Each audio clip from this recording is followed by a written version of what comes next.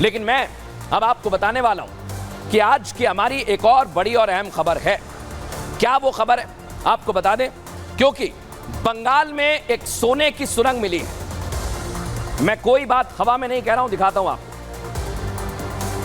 बंगाल में नकली सोने की सुरंग। आपके लॉकर में नकली सोना तो नहीं है। बंगाल से सुरंग में एंट्री, बांग्लादेश में एग्जिट, ये बताएंगे। और बिस्तर के नीचे सुरंग का पूरा एक्सरे हमने किया है। लेकिन आप सोच रहे होंगे कि ये नकली सोना कहां से आया और कहां चला गया।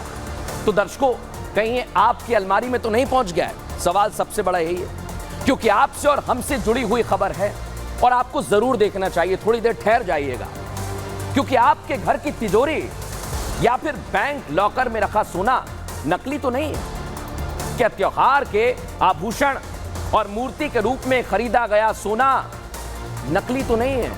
हम ऐसा इसलिए कह रहे हैं दर्शकों कि इस खबर को देखने के बाद एक बार आप भी अपनी मेहनत की कमाई से बनाए सोने की शुद्धता और कहां से उसे घर लाए हैं उसकी जांच पड़ताल जरूर करिएगा। क्योंकि जिस सोने को भारतीय संस्कृति में समृद्धि का प्रतीक माना गया है, अब उसकी शुद्धता के प्रतीक को धोखेबाज और मिलावटखोरों ने अपनी काली कमाई का धंधा बना लिया है। आइए पूरे मामले को विस्तार से समझते हैं।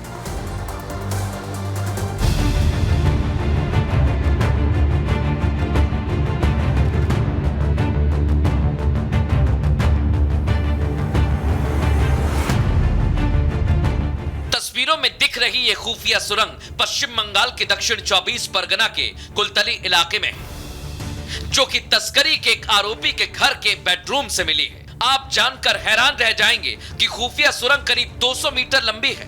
बताया यह जा रहा है कि यह सुरंग घर से होते हुए एक नहर तक निकलती है, जो बांग्लादेश से सटी सीमा के बिल्कुल करीब है। हम आपको सुरंग के अंदर ले जाएंगे और दर्शकों को दिखाएंगे कि इसका अंत कहां होता है। आप देख सकते हैं कि मैं कितनी गहराई में चल रहा हूं। अभी से ही ये मेरे टखने तक पहुंच चुका है। आप देख सकते हैं कि किस तरह मैं चल रहा हूं, उसकी कितनी गहराई है। आप ये भी देख सकते हैं कि यहाँ एक गेट है जो कि बंद है। इस खुफिया सुरंग को बड़े शातिर तरीके से तैयार किया गया। घर के जिस कमरे में सुरंग मिली उसे ढूंढ पाना नामुमकिन सा था, क्योंकि यह खुफिया सुरंग कमरे के एक बिस्तर के नीचे बनाई गई थी। नहर के पास खुलने वाली सुरंग के जरिए बड़ी आसानी से गैर कानूनी कृत्यों को अंजाम दिया जा रहा था, जो कि न सिर्फ कानूनी व्यवस्था को चुनौती दे रहे थे, बल्कि राष्ट्रीय सुरक्षा के लिए भी एक बड़ा खतरा था।